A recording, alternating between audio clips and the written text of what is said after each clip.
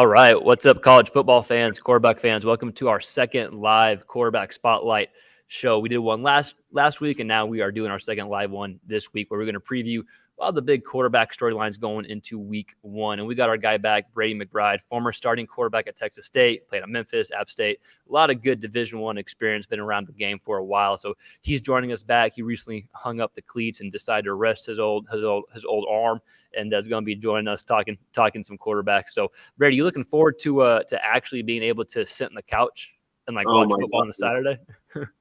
It might sound bad to say, but I've been dreaming of this day for a while, man. Just being able to wake up, watch college game day, man. Just enjoy it. I mean, college football is so much more than a game. Yeah. Man. When's the last time, like on your bye weeks when you're all playing? That's probably the only time you're able to sit on the couch. But you probably had a workout or something, some team activity you had to do, huh? Yeah, I would say the best time I got to be able to just be a fan was the year I was ineligible. I wasn't with the team at all, so I could just wake up and they were all gone and kind of just watch college game day and be a fan. But it was different because I knew I was going to be a player. I hadn't really done much yet. So I was more excited for the opportunity. But now I'm at the point where it's like I did my time. I'm so ready to just watch games all day, place bets legally. And not in Texas, though, right? We got to use an offshore account or something.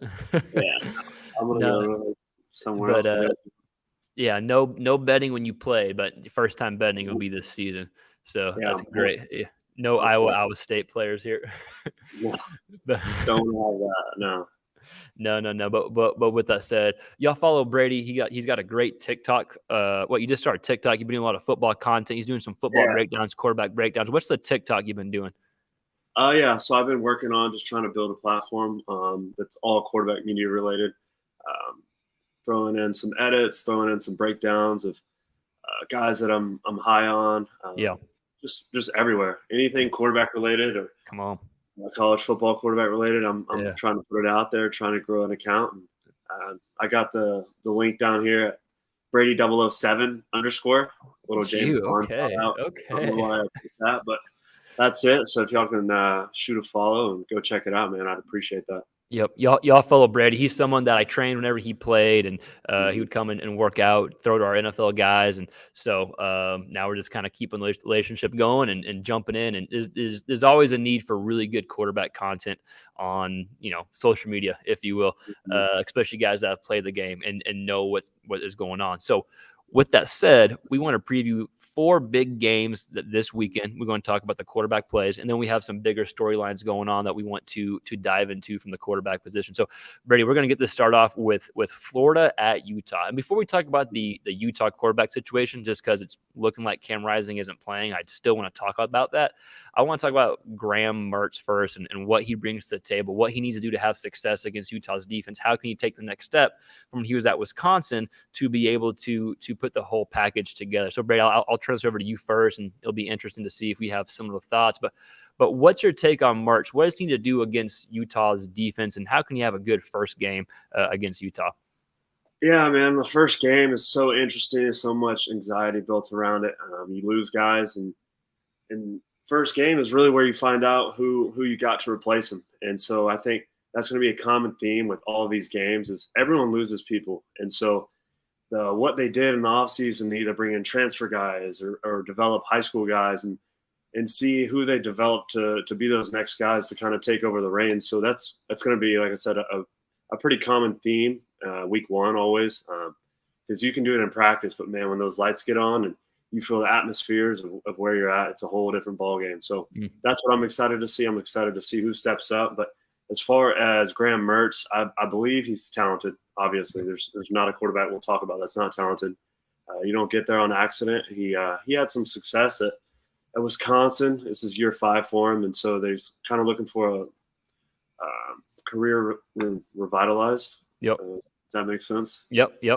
I know a lot about that. So just him finding a rhythm and getting comfortable, I think it's going to be big. I don't know how much he translates or correlates with Billy Napier's offense because he seems to have success with very mobile quarterbacks. Had a little bit last year with Anthony Richardson and had a ton at Louisiana with Levi Lewis. Yep. So Yep. I'm interested to see what kind of adjustments Billy Napier makes in that Yep. regard, and kind of having a new kind of playing style as a quarterback and making that work, because he is under pressure.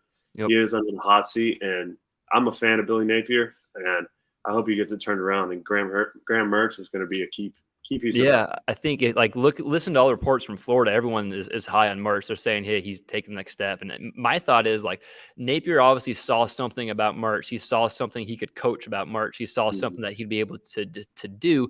Otherwise, he wouldn't have gone out and got him from the transfer portal. So, again, I don't think it was all Mertz's fault at Wisconsin. As far as like the struggles go, the number one thing with Mertz when it comes to Utah is it's obvious. You just got to take care of the ball. That you could say that about every quarterback, but with a quarterback who's thrown like 26 picks in his time as a starting quarterback, you got to take care of the ball and you got to play within the offense of that Napier's running. So I think if he takes care of the ball, even if it's a mundane, boring type game, and you can just complete some passes to keep the defense from stacking the box and just rely on that run game. They got a really good run game. So I think if you take care of the ball, you rely on the run game, I think they'll be in the game in the fourth quarter and maybe even be in the lead and be in position to win. I think that line's gone down like from 10-ish range all the way down to like 4.5 last time I saw. So that leads us to Utah, because that line itself and what we hear is it's not likely that Cam Rising is going to play, right? So let's not even talk about Rising playing. Let's pretend he's not even, there's not even a consideration. If he plays, so be it. We put out a video about Rising a few days ago, but now you got Bryson Barnes and Nate. Yeah. Is it Nate Johnson? Yeah. So obviously Barnes and Johnson played sparingly last year. Barnes being the true number 2, Johnson being the guy that has 10-5, 100-yard or 100 dash track speed. My take on it, I want to see what you say too, but my take on it is there are two different scenarios the defense has to be prepared for. You have to be prepared for a guy that can absolutely fly, and then a quarterback who can't run like Rising, but can still move a little bit in Barnes and has some experience, right? So I think there's two different offenses that Florida has to prepare for. If you're a Florida defense, Brady, like what are you trying to do to potentially, be able to have two different styles of offenses thrown your way and help? Maybe it is Rising. Who knows? Let's just pretend like Rising isn't playing. Well, yeah. So in my imagination, Utah is going to try and make it convenient and kind of protect the quarterbacks, no matter who it is. Or let me go back, unless it's Cam Rising. So if it's any of those other two guys, they're going to try to protect him and how they call their offense. And you can do that with easy bubble screens, and you got to get a run game going. If you don't have a run game, then you're solely relying on a quarterback that you probably won't rely on the rest of the year. So my thing is they're going to have to stop the run game. Obviously, you can say that about any team, but especially with this situation they're in right now, those guys aren't going to beat you with their arm. So establishing the line of scrimmage and that front seven, I think they'll have their way with Utah just being an SEC. I mean, there's a difference right there. So I think as long as they can stop the run and force those guys to beat them with their arm, they'll have a great day. Unless Cam Rising comes out from the tunnel. I'm super pumped for it. Do you have any field prediction as far as who you think is going to come on top of that game? Yeah, I'm going to say Florida. Okay, I'm going to say they've heard all the talk, all the negativity the whole offseason. At the end of the day, they're still a great program. Yep. They have great recruiting, great facilities. It's a program on the rise, I feel like. Yep. Billy Napier, I feel like they got the right guy at the helm. Yep. And it's really him just putting pieces together. That's all it is. It's a formula, and he's got to find that formula, and I believe he will. It'll be a little easier this game just because they don't have to equate, or hopefully don't have to equate for Cam Rising. And like I said, if they can just make those guys beat him with their arm, or really just stop that run game, that he'll have them in the right direction. So I'm taking Florida this game. I lean Florida too. Specifically, just like you said, like if Cam Rising's playing, dude, Cam Rising is a baller. But yeah, I lean Florida as well. So let's transition to the next game. I want to talk about Colorado and TCU. This may be the game that like everyone in the country is watching, for the simple fact it's Deion Sanders' first game, all the tension, everything like that. So let's just dive into it. Shedeur Sanders, TCU. What do we think he needs to do to have success against a team that was not great defensively, but had its moments last year. But this year, I think they're going to be better defensively than offensively, right? I think they got some good returning players. So I think when it comes to Shedeur is a few things that have success. I think number one, I think if you're able to, you don't want to do too much. Like you don't want to just start this ripping it downfield for the simple fact that it's game one, all this hype, right? I want to say like you trust Sean Lewis's offense. Even if you don't have success the first few drives, the first few series, there's an answer to the test, right? There's an answer to the defense. Like figure out the answer, let the answer come to you. Trust your coaching. Then number two, I think for Shedeur, he's a quarterback who can run. He's athletic, but he's not looking to run, right? Like if you watch the stuff from Jackson State, he wants to rip it, push it downfield, big strong arm, has all those intangibles, right? All that good quarterback stuff. But he can run if he needs to. And with Sean Lewis's offense being, heavy RPO scheme and using the quarterback to run, I think it could be to their advantage to use Shedeur a little bit more in the run game to get TCU out of position, or at least to threaten, in the defensive backs' minds, have TCU thinking, okay, he can run, he can do this, and then you can open up the passing game a little bit. So that's my thought with Shedeur, right? Don't jump off don't do too much too soon. Get involved with the run game going. Show TCU a lot of stuff they have to defend, and then push it downfield a little bit. I know, like, depending who you listen to, people are like Shedeur is the Heisman or Colorado is going to fall flat in their face. I think they're probably somewhere in the middle. I think they're going to have some success. They're going to have some struggles. But now, we're going to see here, week one. But yeah, I'm pumped for this game. I know you're ready for it too. I know you trained with Shedeur. Shedeur or I played on the Truth back in the OG okay, that's right. before Prime Prep, before all that stuff. It was actually, I think it might have been Shiloh. I played running back there, and Dion was like, "Hey, you play quarterback." Got there, played running back. So yeah, let's go. Yep. Whatever. Yeah, my biggest thing for this game, I'll be there in Fort Worth this weekend. Oh, wow! I'm gonna see Coach Prime live in the flat. Okay. I'm drinking the Kool-Aid. Hey, tell them you can still throw if they need a backup. Throw something too. I had my run at that. The grades aren't there, so we're moving on. But yeah, I think the biggest difference, kind of like that Utah Florida game, is going to be the trenches. I mean, everyone knows what Coach Prime can do. He's an extreme motivator. He's had success. He knows what it takes. But I don't think he's had enough time to recruit and develop interior guys. It'd probably be easier getting defensive linemen. But as an O-line, you have to have cohesion. You have to mesh well together. You have to just develop. So I don't know if that's something you can just transfer portal in. I don't think it is, personally.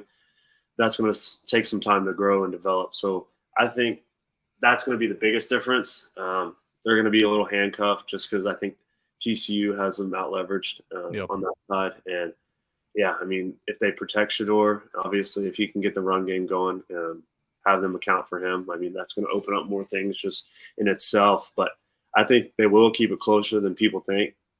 Well, what I'm hearing is that they're going to get blown out. I don't think that'll happen. Agreed. I think they'll compete. They have athletes, and they got a great coach. I'm buying it. So that's my thoughts on it. No, I'm with you. Again, I don't know how the season's going to turn out, if they're going to win or lose, but one person I wouldn't bet against is Deion Sanders. So it's going to get figured out at some point. What do you have on Chandler Morris, the TCU Q? Chandler Morris? Yeah, I think he's good. He obviously is good enough to beat out Max Duggan, and then he goes on to have one of the greatest years. I think he's good. I think he's mobile. He can make plays with his legs, kind of like you were saying about Shedeur. He's not scrambling in the run. He's crafty. He's creative. He's not your cookie cutter quarterback. Yep. Wow, that was tough. But yeah, I don't think he's that. I think he can make plays with his arms. It's just, it's his first full year having the whole team on his back. I mean, that's a lot of pressure in itself, especially with all the hype that's coming back from last year. That's going to be one of those things that we're going to have to wait and see. It's going to be a lot of that week one, and I think he has the capability of doing it. But what's it say if I say it? Like, he's got to do it for himself, and I hope he does, because that'll be very satisfying for him. And I think I think this is maybe the most wait and see game of the whole weekend, right? Like, obviously the Colorado angle, but TCU, the great run they had last year, and now they're breaking in a new quarterback, a lot of new turnovers. So I think this is just a big wait and see game, and we're going to get some good quarterback play. I think it's going to be, regardless of what happens, there's going to be some good quarterback play and entertaining quarterback play. So I think that's why it made the list. You got to lean on this one. I know you lean TCU, but you don't think it's going to be a blowout, right? Yeah, I don't think it'll be a blowout.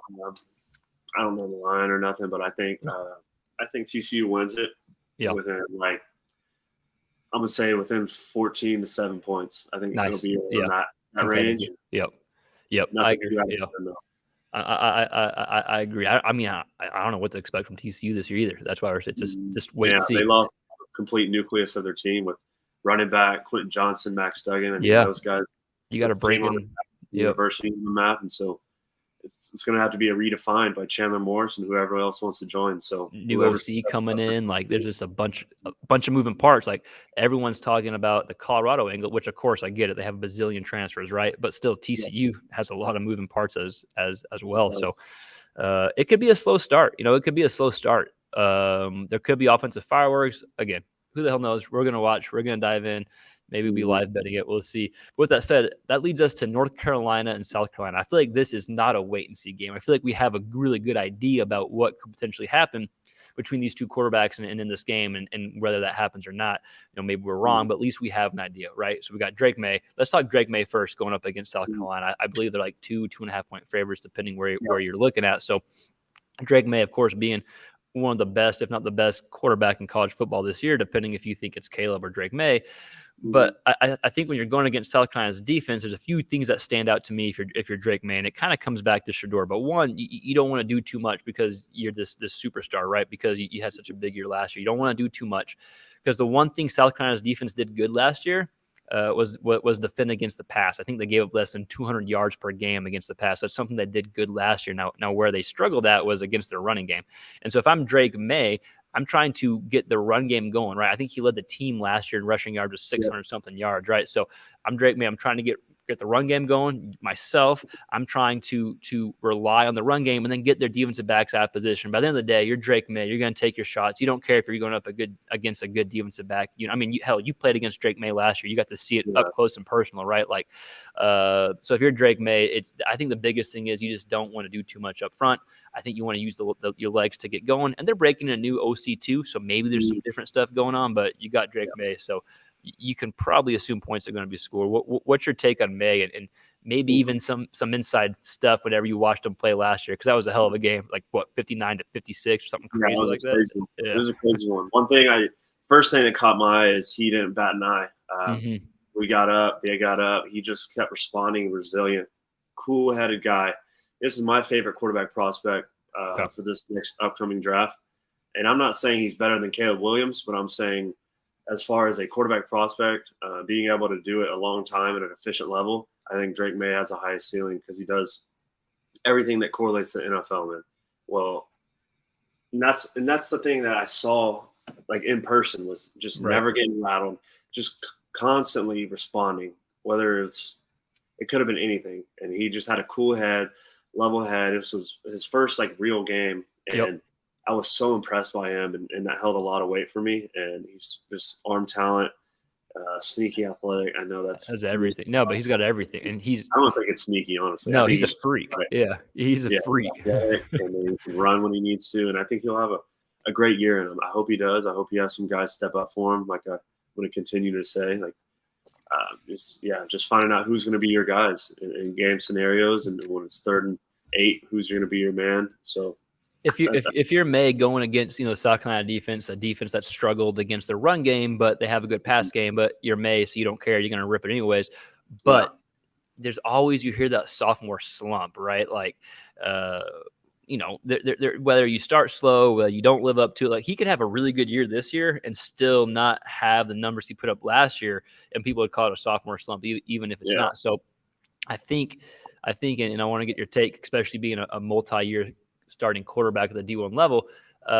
Is that something that like you think he's listening to right now? Probably not. He doesn't care what people on YouTube are saying, but I think it's always in the back of like your mind though as a player, like, okay, I got to do what I did again, like there's like pressure in your mind. Right. So that's why I was the number one key for me that he needed to do is just not do too much. If you just do you're probably going to kill it. Right. Like, well, what I would say is that you can kind of tell who kind of lives and dies by that sword of people's like opinions and just getting all the hype and how they react to it. And he didn't budge like throughout the whole year. He was getting all this talk about how good he was, and he just kept performing day in and day out. And I don't know what his day to day and week to week looks like, but I'm trusting it from last year. If he's getting told how good he is, he didn't become cocky. He didn't become arrogant, at least from my knowledge and the body language he exuded. And so I think that's not going to be a problem for him.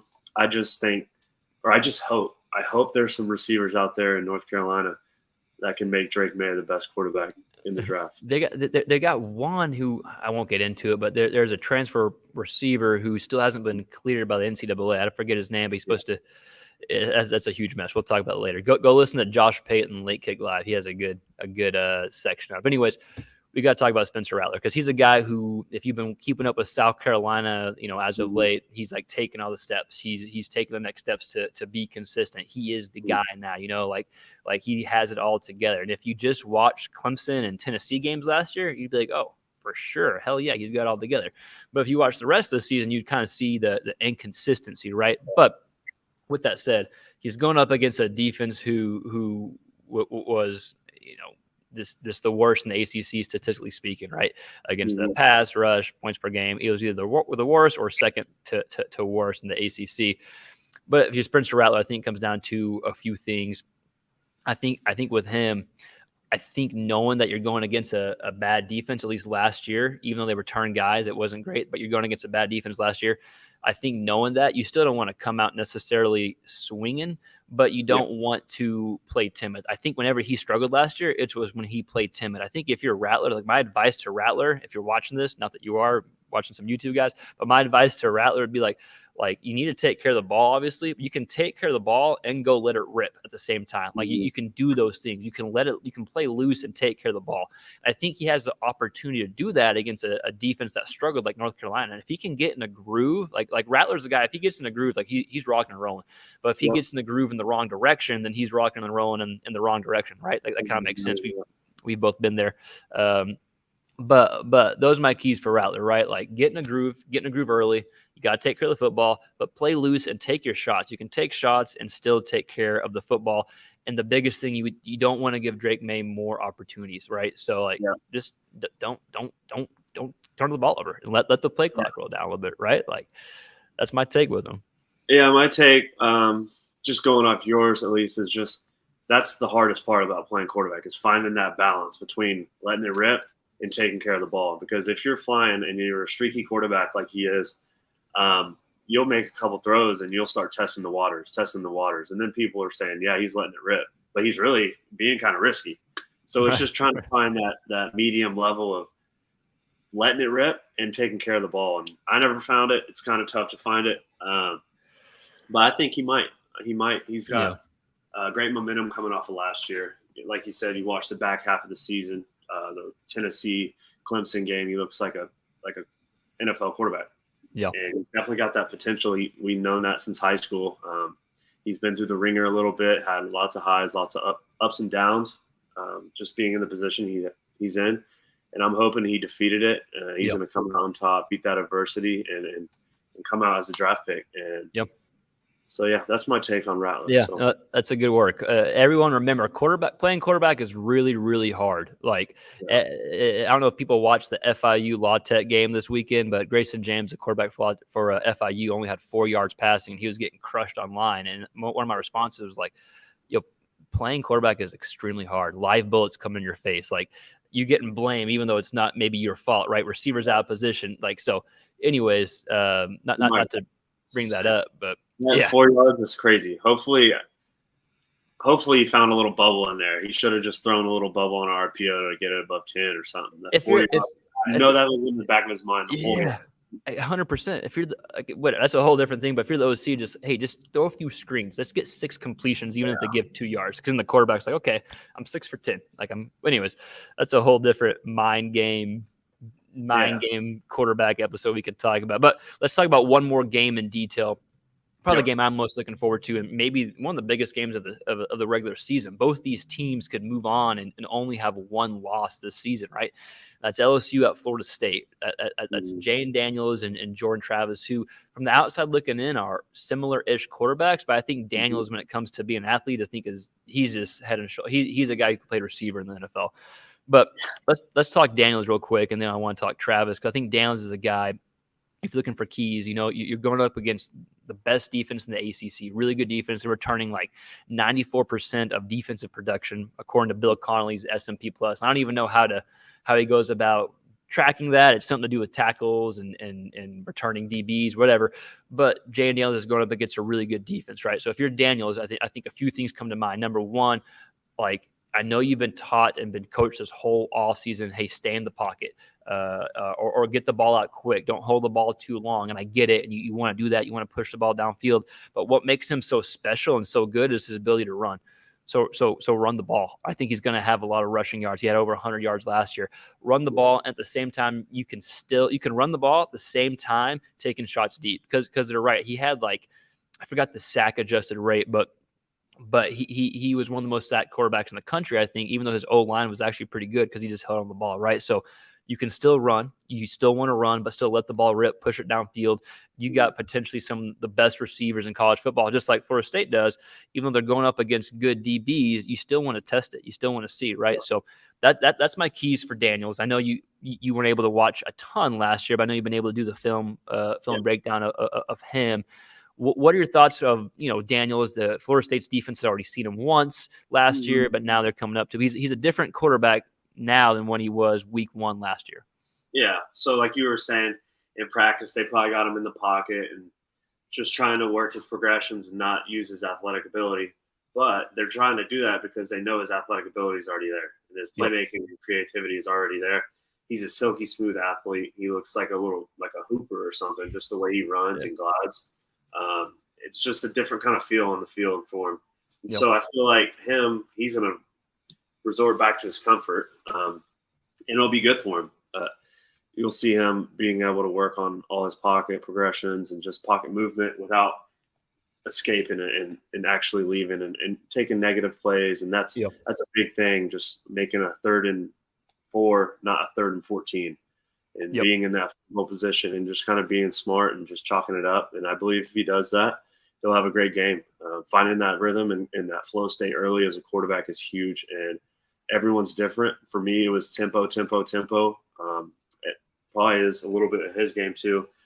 Just the comfort of knowing what your guys are doing, the solidity of it, and just kind of going playing fast, not letting defenses react and just kind of being in control. So whatever it takes for him to find that rhythm and that flow state as a quarterback, the earlier they can get him in that, the better they'll be off. So, yeah, I think with Daniels, just the last thing on Daniels, if like last year, his games against Ole Miss, Alabama, Florida were off the charts, right? So it's just like if he can put that together against Florida State, they should be in a good position in the fourth quarter. But Brady, go ahead and touch on Jordan Travis. Go ahead and lead us off with Travis, what he needs to do against the LSU defense, which before you talk, the LSU defense is – they should be good, but a lot of new parts coming together, right? You got a lot of gelling to do if you're the LSU defense. Yeah. So Jordan Travis, he, like you said, he is similar to Jaden Daniels, but it's in a different sense. Like he's not saying it's a bad thing, but he's a little more spastic when he runs, and it's just a little more jerky. And then Jaden Daniels is just butter out there. So I'm not saying it's bad, but it's just kind of like differences in their playing style. I know he's going to be asked to make a lot of great decisions in that offense. A lot of RPOs, and just his job is distributing balls to playmakers. And I mean, that's really any quarterback's job, but I know specifically in that offense is how fast and how early can you get the ball in your playmakers' hands and just being sharp on those decisions. I know Norvell will have them ready to go. One of the best motivators I've ever been around. That's right. So I'm not doubting that at all. He's going to have them ready to go. And so honestly, just knowing that, I feel like Florida State has the upper hand. I feel like there's so much hype around them right now. I mean, both these schools are both college football playoff contenders. This is a huge game for both of them. They're both kind of rising to that dominance they once were at. And so I know Florida State's a little more urgent than LSU was because they had the recent national championship in 19, but those Florida State guys are ready. I know they're ready. I see all over Twitter, everything you can see. Right. In Florida State, I mean, they're returning a lot of production at the receiver position, right? You know, he has good camaraderie. They got a good transfer portal guy in from Michigan State, I believe, who put up some good numbers. So they kind of have the advantage of they have that camaraderie, that team fellowship, and LSU's trying to gel. So I think it's good for them to get LSU now because in week 6, week 7, those DBs may be gelling. Hell, they may gel week 1. We never know. We're gonna see. But no, I agree with that. I feel the same about Travis. And guys, if you're watching like this stuff, hey, leave us a comment if you have a quarterback question. I think they pop up. It's only our second time doing this, so I think we see it. But if you have a question or quarterback or topic you want to get into, please let us know. Also, like, subscribe, all that stuff. All right, Bray. So we're going to touch on a few quarterback storylines before we get out. We hit some of these big games. There's a few other games I want to hit on, but I'm just going to throw out a storyline at you, and just try to respond in, let's call it like 15, 20 seconds. You got to respond quick, decisive. I'll do the same thing. We can go back and forth if we need to, but let's just try to hit like first things that come to mind with this quarterback storyline that we got coming up. There may be a few other games we want to hit on. So what's maybe my not. time limit? 20? Do what? Let's give it 30 seconds. Let's give it 31 top, between 26 and 31. Not a big zeros and fives guy. All right. So Kyle McCord starting for Ohio State, first game against Indiana. Boom. Take it away. Yep. Kyle McCord, I'm starting off. Marvin Harrison's quarterback in high school. That's got to have a big deal to do with it. I mean, they're going to do anything they can to make that guy happy. He's the next thing coming. He's going to have to be an elite quarterback. In order for a team to be a college football playoff contender, they have one of two formulas. One, win because of the quarterback and his elite play. Two, have a great run game and a great defense. I don't believe that Ohio State has a good enough defense to be able to lean on it like that. So it's only one option for him. He's got to step up and be the guy to be a college football contender, playoff contender, and we'll see. I like it. I think Devin Brown's still going to play. So yeah. Maybe McCord doesn't start week 4, week 5. Who knows? Yeah, but no, I like it. A lot to see still against Indiana. So, we would love to see some crazy mayhem go on, but probably not likely. Okay, next one. Drew Aller. What, I don't even know. I've heard of both names, but Drew Aller, whatever you want to say. You call him Drew Aller. Drew Aller. Okay, let's go with that. First start against West Virginia, Penn State Corp. Even though when Franklin was asked about him, I think yesterday he didn't name a starter, but we feel pretty good with this. He'd be in the pool if it wasn't. So 31 seconds. All right, big height, a lot of height. Big guy, big frame, big arm strength. Arm strength is super overrated playing quarterback. I think he lacks touch. Balls come out kind of funky, in my opinion. He's got great pocket presence. I can see him working in the pocket. He stands in there strong, and he can run when he needs to. I think he needs to work on his touch. And yeah, that's my biggest thing is touch and making the balls accessible and catchable for receivers, because that's how you get yards after catch and have a dynamic pass game, is just putting it on the right shoulder, making it easy so they can turn up and run. So I think he needs to work on that. Maybe he has over the offseason, but I need to see that. Yeah. Yep. I think it's a we'll see game, a lot of hype. Probably going to be a stud. Probably going to be able to rip it at West Virginia. But you have a really good run game where if something happens and you're taking a little bit of time to get on track on the passing game, you got a really good run game you can revert to. But yeah, like you said, he's probably going to be really good. Maybe it takes a few games. Maybe it doesn't. We will see with that. Okay, one thing I'll start off with this one, the Bama quarterback situation. I don't think there's been a named starter as of yet. We probably won't find out until right before the game against Middle Tennessee. You could probably doesn't matter who starts game 1, right? But game 2 is coming. Texas is coming, so you're going to want someone by there. I just think it's going to be fun to watch and unique to see. I still don't think we're going to have an answer after week 1 for the Alabama quarterback situation.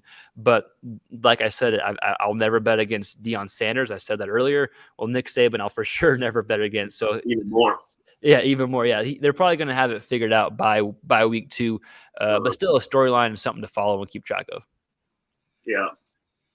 All right, let's go to a few more I want to get to. All right, Joe Milton against UVA, another guy that's gotten a ton of hype, like our boy Drew Aller, gotten a ton of hype, and we saw him do some the bowl game he played really well in last year, right? Was able to be accurate and show the ability that's there. We all know he's got probably the strongest arm in college football. Joe Milton, UVA, 31 seconds, get after it. Yeah, a lot of hype. Has every intangible you could ever want. Had a rough start at Michigan, kind of revitalized his career. Not yet, but on path to at Tennessee. Had a few good games last year. I think he could work a little on touch, but his not even close to the same as Drew Aller. I think he's poised for a great year, and I guess this is a year of 90s teams making their way back to the prominence. So maybe you're right. He has the ability to take Tennessee to a place they haven't been since the late 90s. Yep. And I'm excited for it. Maybe. These Yeah. Texas fans are a little annoying.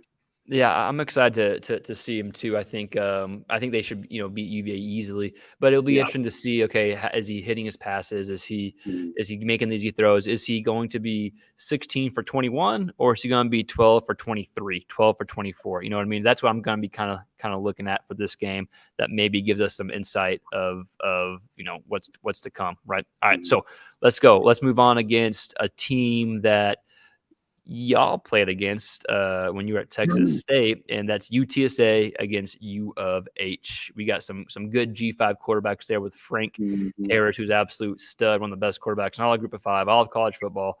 A guy Mhm. that we like, and then U of H bringing in Donovan Smith, the returning or the former Texas Tech quarterback who started at Tech when they beat Texas last year, did some nice things, but he's taking over for Clayton Tune. This is an underrated game this week, but man, this game you were playing last year, but this game went to, I think, overtime, went down to the Yeah. wire, was a hell of a game. So 31 seconds, UTSA, U of H, you got a quarterback who's been around for a while, and you got a transfer quarterback who is now the guy at U of H. Yeah. I think Jeff Traylor's got a chokehold on the state of Texas right now. Former Gilmore coach. He's got that place rolling, got extension. He's set. He's going. The only thing I would be concerned of is they don't have Zachary Franklin, lost him to Ole Miss. He's a dynamic receiver. So like I've been saying, just seeing who replaces that need. But I think UH is going to be down. I think it's extremely hard to replace the experience and leadership of Clayton. He was there like 3-4 years, been through very highs, very lows, and these guys are kind of reaping the benefits of his success. So I think they're both talented. I know Frank Harris is talented. I'm thinking Donovan Smith and Lucas Coley that Donovan Smith beat out from Arkansas, highly touted recruit. But like I said, everyone has the ability to do it. Just in my opinion, my point of view, that it's going to take a little growing pain for them to return how they've been. Might be right. And UTSA is a damn good program, and they're rolling. Yeah, and Clayton Tune did so much so for U of H. At least with Donovan Smith, at least you do have someone who's seen live bullets. You have someone who has action. So it's going to be a good game. I know for all of us in State Texas, we're excited. We're both Texas boys, and even though you played G5, I played the lowest possible you could play. So we're always looking for these smaller quarterbacks that we're going to be able to watch. So a few more storylines I want to touch on, and then we're going to roll out of here. Again, if you like this video, like, subscribe, all that YouTube stuff. Leave us a comment below if you have any topics you want us to hit on or cover, or if you have any cool questions for Brady. Some playing questions. Yeah. Or me. Nothing, no cool answers from me though. But with that said, let's talk Clemson and Duke real quick, because Clemson's the favorite, excuse me, by I think like 12.5, 13.5, 2-ish touchdowns, give or take, we'll call it. But I'm excited for this game. I'm excited for Klubnik, Austin kid. We're in the area. I'm excited to see him play, but I'm really excited for Riley Leonard for Duke. He's one of the most underrated quarterbacks in all of college football. He put up huge numbers last year, a guy that can rip it downfield, a guy that can run. I mean, without Riley Leonard, I don't even know if Duke wins 3 games. You know what I mean? Like he's a real deal, one of the best quarterbacks in the ACC, which has several good quarterbacks. So I'm excited for that. I'm excited for Klubnik and Leonard. I know I just took that without even throwing it at you. Do you have anything else you want to add with Clemson and Duke? Yeah, I mean, I think Clemson will handle them accordingly. I think they're going to be a great team. Great team again. I mean, they're a great program. They just plug guys in and they have success. And especially they kind of had that growing pain last year with Cade Klubnik and DJ. DJU. That's what I call him too, brother. Yeah. DJU. I don't want to even mess that up, but they kind of went through that growing pain last year, kind of like the Trevor Lawrence and Kelly Bryant kind of deal. And then they got it all sorted out. It's his job. He knows it. He's got the full confidence of the team, his players, his coaches. So that, golly. Hey, water. Water. I need some water. That really changes the morale and the moxie of a quarterback when you feel those guys kind of come along and really start to believe in you. So I think that'll be big for him. And I also like Riley Leonard. That is definitely a quarterback that you win because of, not you. He allows you to win. He's the soul, the engine of that offense. He can make it happen on his feet. He's a crazy athlete. He's a basketball player, right? Basketball player coming out of high school. Wouldn't be surprised. A late bloomer in the recruiting world, ends up at Duke, and he had a great year last year, and he's due for more success this year. Yep. Just not week one. Yeah, he's a stud.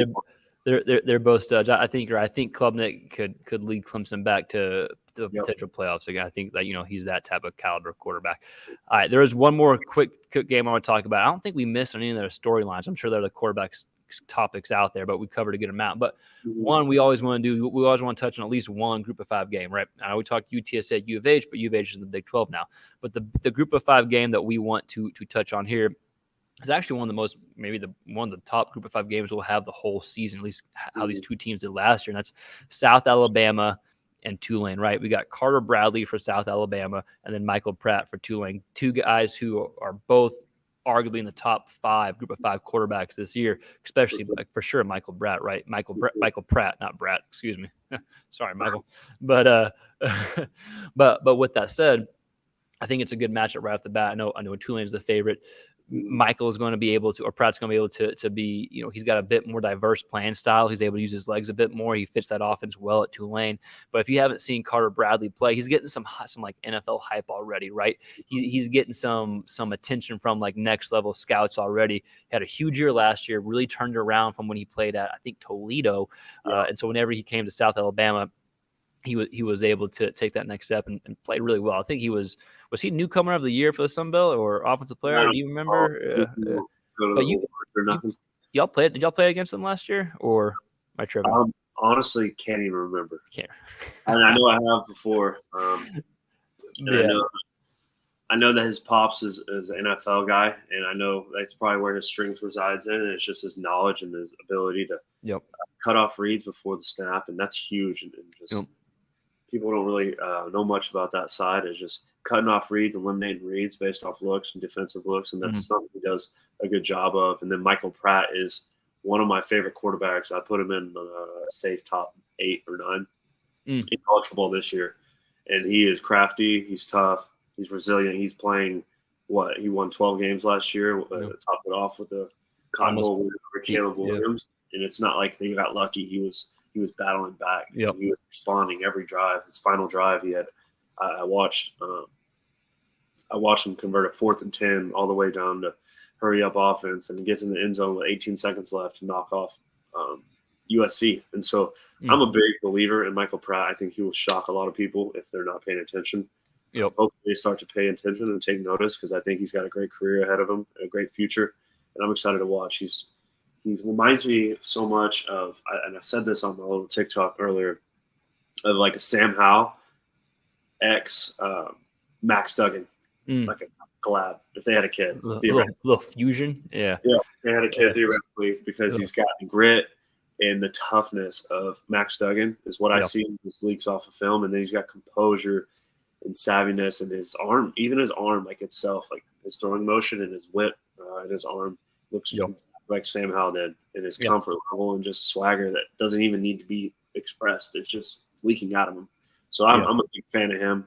Probably talked way too much about Michael Pratt, but that's great. This is good. I'm sure a lot of people probably haven't seen Pratt or Bradley play. So if you're a quarterback fan or a college football kind of junkie, like make sure you tune in and watch these two cats play. They can play. Watch Michael Pratt's highlight video from last year. For sure, yeah. He was a guy who was getting transfer portal buzz to go to a Power 5 school like Florida, a team we'd already talked about. Like he's from Boca Raton, and so like in the offseason, you were hearing like, oh, Pratt's going to Florida. Like that was a rumor, Now we have like transfer portal buzz. It's like free agent buzz. But yeah, no, that's great. We got a stacked week 1 lineup coming up, man. Thanks, Brady. That was fun jumping on and talking quarterbacks. We're gonna do this on a weekly basis. We're gonna preview, recap quarterbacks. So we'll do several live shows a week. Y'all make sure y'all go follow Brady McBride, Brady at Brady007 on TikTok. Love that. And then he's on Twitter. Just type in Brady McBride, you'll find him, right? Somewhere on Twitter, Instagram, all that social media stuff. Again, if you like this video, like it, subscribe, tune in next time that we do this live, and drop a comment below if you have a quarterback question or a quarterback topic, or even if you have like some type of like in the weeds question. We got Brady here that can break that down for us. So again, like, subscribe, all the YouTube stuff. We'll put this on podcast too, so do the podcast version as well, and we'll see you next time. All right, guys, peace.